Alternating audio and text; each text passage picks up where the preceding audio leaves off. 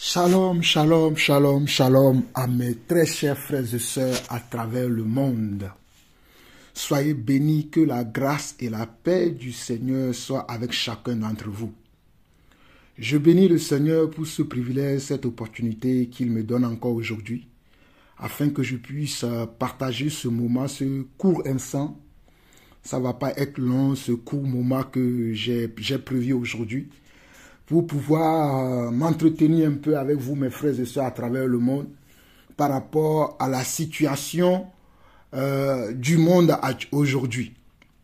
Je ne sais pas si vous voyez ce qui se passe de gauche à droite dans le monde. Je ne sais pas si vous le voyez. Mais nous, en tant que des sentinelles de Dieu sur terre, pendant ce moment, nous voyons tous ces moments-là. Nous sommes les sentinelles de Dieu sur terre, nous les serviteurs de Dieu, qui avons gardé la doctrine du Seigneur, qui ont gardé la doctrine de Jésus, qui ont gardé la parole que Jésus nous a enseignée. Nous profitons de ce moment pour vous réveiller, vous qui dormez, vous qui n'avez pas vos regards fixés sur le Seigneur, vous qui n'aimez pas la parole, vous qui n'aimez pas les commandements du Seigneur, vous qui n'aimez pas les recommandations du Seigneur, ou bien vous qui avez peut-être oublié ou mis de côté les commandements du Seigneur, cet avertissement sera pour vous. Ou bien ce réveil sera pour vous. Alors, mes bien-aimés chers frères et sœurs à travers le monde, j'aimerais que vous sachiez que le monde est en train de passer dans une autre étape. Si vous voyez les guerres qui se font ici et là, vous voyez les tremblements de terre qui se font ici et là, vous voyez les inondations, je dis bien les inondations, même dans les endroits improbables où il n'y a jamais eu d'inondation, en ce moment, il y a des inondations dans certains endroits où il n'y a jamais eu d'inondation, où il n'y a jamais eu de tremblement de terre, où il n'y a jamais eu, en tout cas, certaines catastrophes naturelles. Mais aujourd'hui, nous voyons ces choses. C'est juste pour vous dire que la parole, le Seigneur nous a avertis, avant de quitter la terre, il nous a avertis dans Matthieu 24, les signes annonciateurs de son retour. Les signes qui vont annoncer son retour imminent, le Seigneur nous l'a annoncé. Je sais que pendant que nous parlons, les gens peuvent se dire que ces signes-là se répètent depuis des millénaires. Pourquoi c'est aujourd'hui que toi tu dis que le Seigneur est aux portes, ou bien pourquoi c'est aujourd'hui que toi tu dis que ça peut arriver? Je dis ça simplement parce que le Seigneur nous dit également que nous devons être prêts à tout moment. Et que, comme certains pensent que le Seigneur tarde à venir et qu'ils font des choses qu'ils ne doivent pas faire, je vous préviens seulement que ne vous laissez pas vous surprendre. Ne vous méprenez pas. Ne passez pas le temps dans les distractions. Ne passez pas le temps dans les choses qu'il ne faut pas. Et surtout, ne tombez pas dans le piège de l'ennemi. Alors, je vais profiter de cette occasion pour vous montrer encore que l'enjada du diable est bien en train de se dérouler devant nous. Le programme que Satan a, il est vraiment en train de suivre son cours comme cela se doit. Le diable suit son cours, suit son chemin. Hier, il y a eu un grand bruit dans le monde des croyants. Il y a eu un grand bruit hier dans le monde des croyants. Et je sais que c'est peu de personnes qui en parleront. Beaucoup de personnes n'en parleront pas. Peu de personnes vont parler de ce qu'il y a eu hier dans le monde des chrétiens ou dans le monde des croyants, de ceux qui se disent qu'ils sont enfants de Dieu. Il y a eu un grand bruit hier. Avant de vous expliquer ce qu'il y a eu, je vais vous la jouer vous-même. Je vais vous jouer une petite vidéo très rapidement pour que vous-même vous puissiez savoir ce qu'il y a eu hier. Vous écoutez la vidéo et après, je reviendrai pour vous expliquer 2 ou 3 choses. Voici ce qu'on va faire. Je vais faire comme ça et je reviens. Je vais vous jouer une vidéo et après je reviens vous expliquer 2 ou 3 choses. Elle se déroulera hors liturgie. Natalia Mendoza, on vous retrouve à Rome.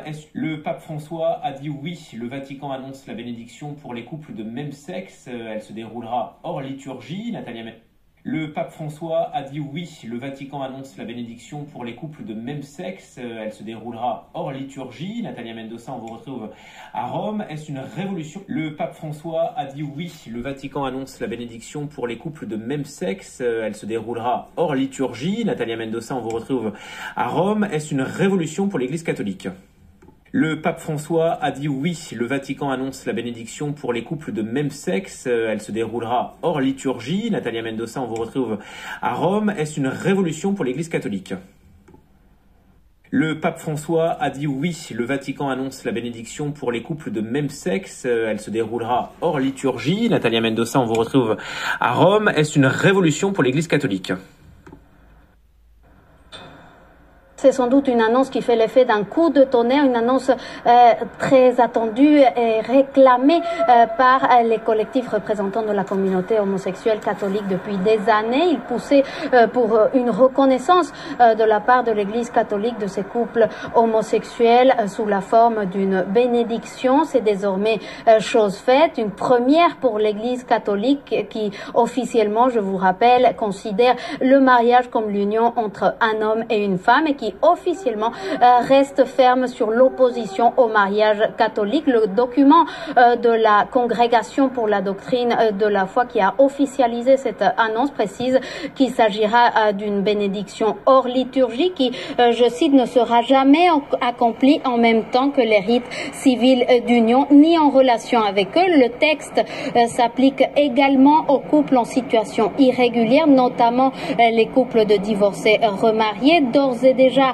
l'annonce a déclenché une avalanche de critiques au sein de l'aile ultra-conservatrice de l'Église catholique.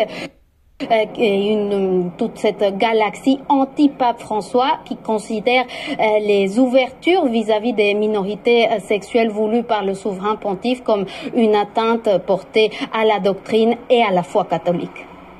Merci pour ces premières précisions, Natalia Mendoza depuis Rome. Ah oui, mes chers frères et sœurs à travers le monde, j'espère que vous avez suivi la vidéo comme moi, vous l'avez écoutée comme moi. Le pape François a maintenant mis sur pied le mariage homosexuel à l'Église catholique.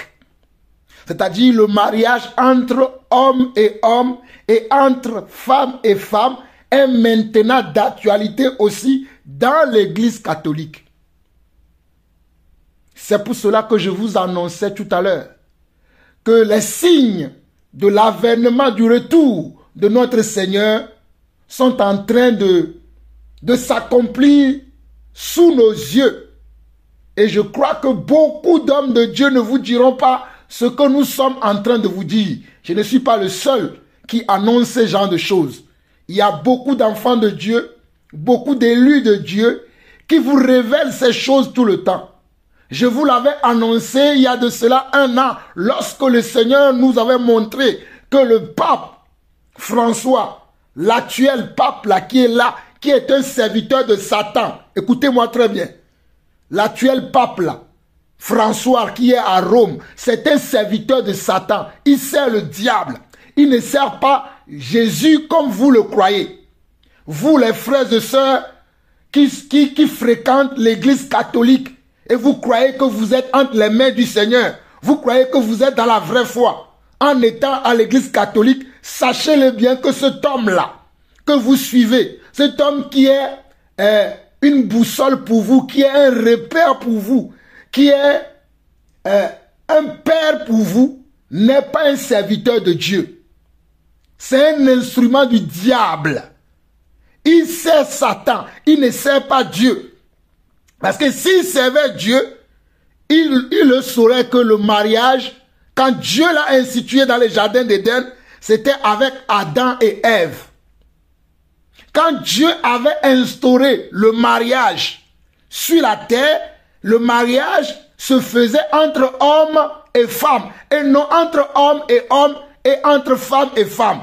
Donc, cet homme-là que vous suivez, écoutez-moi très bien, je suis l'apôtre Jean-Paul Lawson.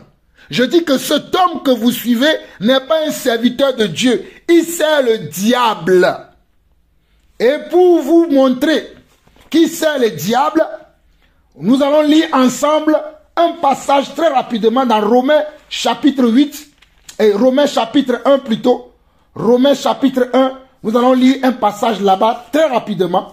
Romains chapitre 1 à partir du verset 18. Écoutez bien. Romains chapitre 7 à partir du verset 18, on dit. L'apôtre Paul nous dit ici. La colère de Dieu se révèle du ciel contre toute impiété et toute injustice des hommes qui retiennent injustement la vérité captive. La colère de Dieu se révèle du ciel contre toute impiété et toute injustice des hommes qui retiennent injustement la vérité captive. Car ce qu'on peut connaître de Dieu est manifeste pour eux, Dieu le leur ayant fait connaître. En effet, les perfections invisibles de Dieu, sa puissance éternelle et sa divinité se voient comme à l'œil nu depuis la création du monde quand on les considère dans ses œuvres. Ils sont donc inexcusables, car ayant connu Dieu, ils ne l'ont point glorifié comme Dieu et ne lui ont point rendu grâce, mais ils se sont égarés dans leurs pensées et leur cœur sans intelligence a été plongé dans les ténèbres. Se vantant d'être sages, ils sont devenus fous et ils ont changé la gloire du Dieu incorruptible en image représentant l'homme corruptible, des oiseaux, des quadrupèdes et des reptiles. Verset 24. C'est pourquoi Dieu les a livrés à l'impureté. C'est pourquoi Dieu les a livrés à l'impureté. C'est pourquoi Dieu les a livrés à l'impureté. Pardon. Selon les convoitises de leur cœur, ils déshonorent eux-mêmes leur propre corps, eux qui ont changé la vérité de Dieu en mensonge et qui ont adoré la créature au lieu du Créateur qui est béni éternellement. Amen.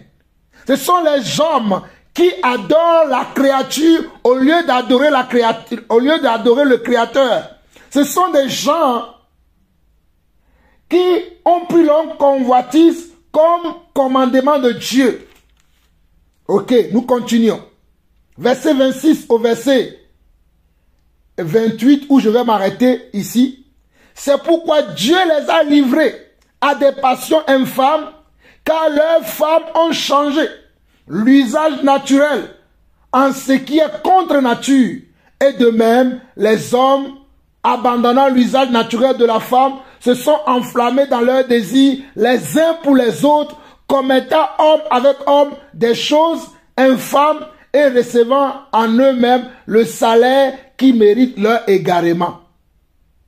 Comme ils ne se sont pas souciés de connaître Dieu, Dieu les a livrés à leur sens réprouvé pour commettre des choses indignes.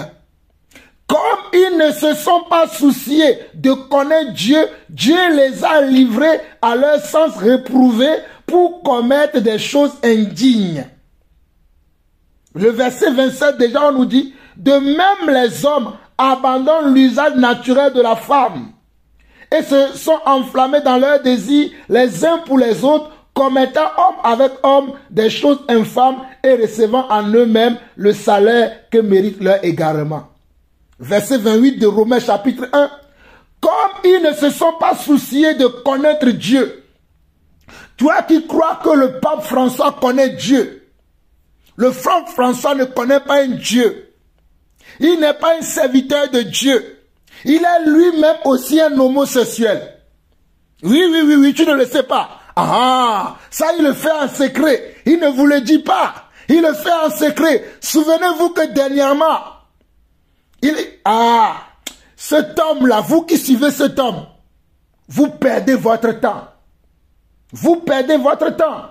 Je vais vous lire encore un autre passage rapidement, parce que je ne veux pas perdre du temps. Je vais vous lire encore un autre passage rapidement, parce que je vais être court. Mais je veux que vous connaissiez la vérité, afin que vous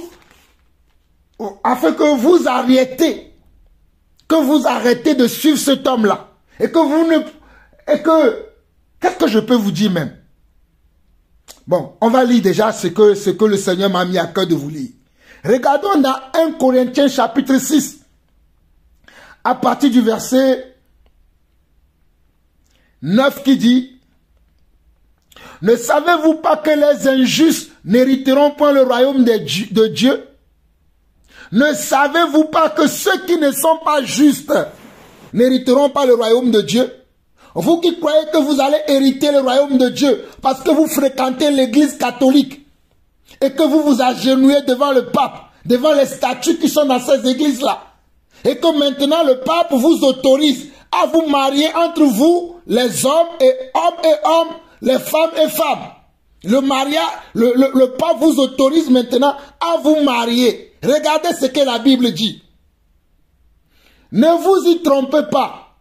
Les débauchés, ni les idolâtres, ni les adultères, ni les efféminés, ni les homosexuels, ni les voleurs, ni les cupides, ni les ivrognes, ni les outrageux, ni les ravisseurs n'hériteront le royaume de Dieu. Écoutez-moi très bien. Ni les efféminés, ni les homosexuels. Nous sommes dans 1 Corinthiens 6, le verset 10 qui dit: ni les efféminés, ni les homosexuels, ni les voleurs, ni les cupides, ni les ivrognes, ni les outrageux, ni les ravisseurs n'hériteront le royaume de Dieu. Je répète encore. 1 Corinthiens chapitre 6, verset 9 au verset 10.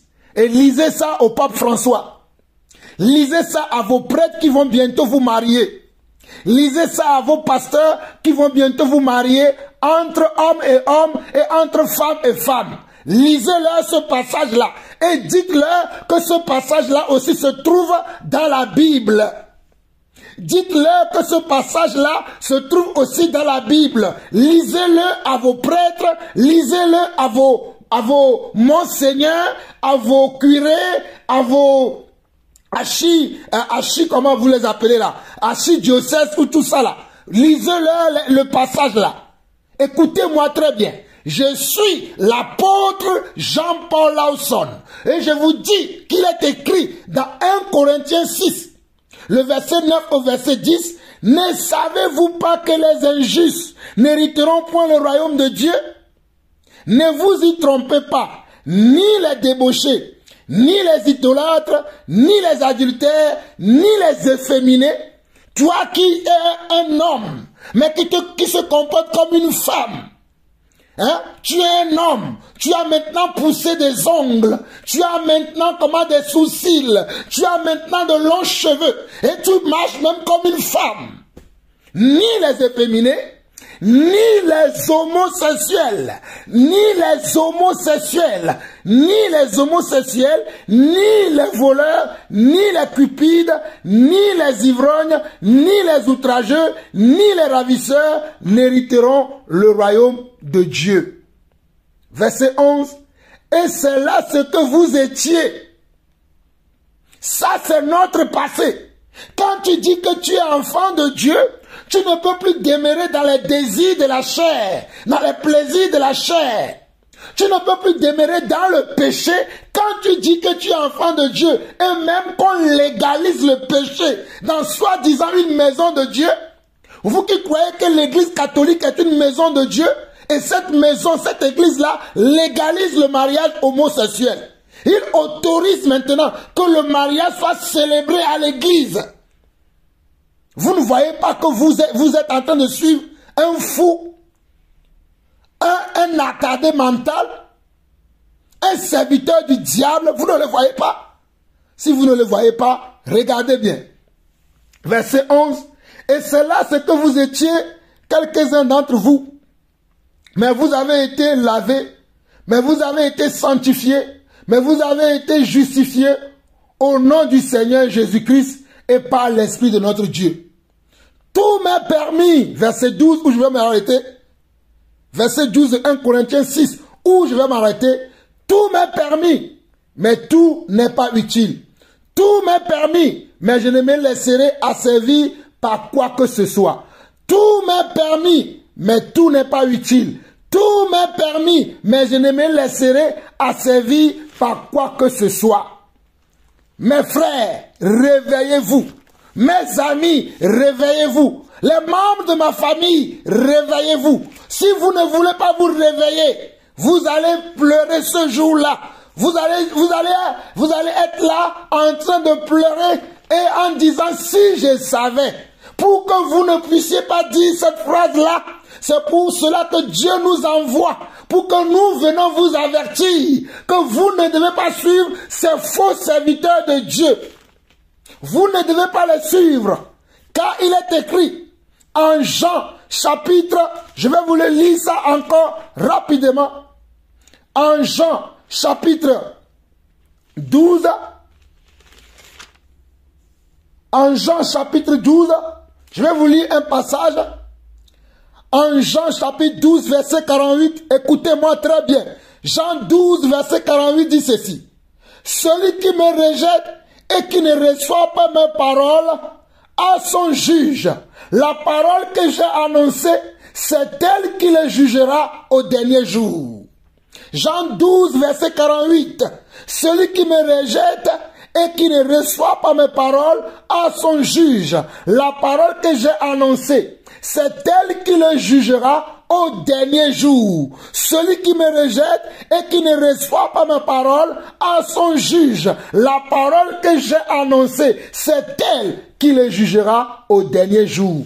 Et pour terminer, on va lire Matthieu 24, le verset 34. Et je m'arrête là. Matthieu 24, verset 34. Pour vous qui doutez encore, pour vous qui ne voulez pas croire, pour vous qui ne voulez pas croire, Matthieu 24, verset 35 plutôt. Matthieu 24, verset 35 dit ceci. Le ciel et la terre passeront, mes paroles ne passeront point. Le ciel et la terre passeront, mes paroles ne passeront point. Le ciel et la terre passeront, mes paroles ne passeront point. Le ciel et la terre passeront, mes paroles ne passeront point. Je sais que le diable qui est en train d'utiliser le pape, le diable qui est le maître du pape, va bientôt faire disparaître la Bible. Ils vont bientôt changer même la parole. Ils vont même bientôt changer ce qui est écrit dans la parole de Dieu. Ils sont sur le point de le faire également. Mais sachez-le, selon Matthieu 24, le verset 35, que toute chose dans ce monde passera. Toute chose dans ce monde passera. Mais la parole de Dieu ne passera pas. La parole de notre Dieu Tout-Puissant ne passera pas. Alors, il vous faut vous soumettre à la parole de Dieu. Il vous faut vous soumettre à l'Esprit de Dieu. Il vous faut vous soumettre à la parole de Dieu. Il vous faut vous soumettre à la parole de Dieu. Que celui qui a des oreilles pour entendre ce que l'Esprit dit à l'Église, écoute. Que celui qui veut ignorer continue également à ignorer. Que celui qui veut faire continue à faire ce qu'il a envie de faire. Mais n'oublie pas, Jean 12, 48, cette parole que je t'ai annoncée aujourd'hui te jugera ce jour-là. Cette parole que je t'ai annoncée encore aujourd'hui te jugera ce jour-là. Que le Seigneur vous bénisse. Que celui qui a des oreilles pour entendre, entende ce que l'Esprit dit à son Église. Vous avez écouté votre serviteur, l'apôtre Jean-Paul Lawson. Que la main du Seigneur soit avec vous, vous qui continuez à obéir à votre Dieu. Que son amour continue à nous inonder et que sa grâce continue à nous guider. Soyez abondamment bénis. C'était tout pour moi pour l'instant. Soyez bénis. Shalom.